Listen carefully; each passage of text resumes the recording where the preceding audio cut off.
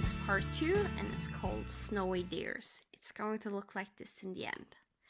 And here's where we're at. Last time we finished the 2 trees. And this time we're just going to keep doing some more of the snow, I believe. So what I will do is turn off the sound while stitching, and maybe put on some music and just sit and stitch, and you can watch me. So long, enjoy, and I will be back talking at the end, or if something surprising happened that I need to start talking again. So let's jump into this.